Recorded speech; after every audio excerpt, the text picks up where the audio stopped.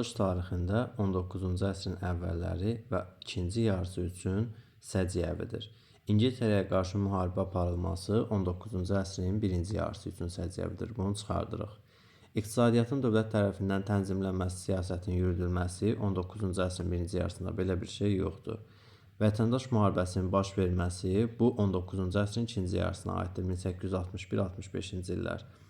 Təcridçilik prinsiplərinə əsaslanan xarici siyasətdən imtina edilməsi, xeyr, əksinə 19-cu əsrin birinci yarısından etibarən təcridçilik siyasətinin yeridilməsi olmalı idi və bu davam etməli idi.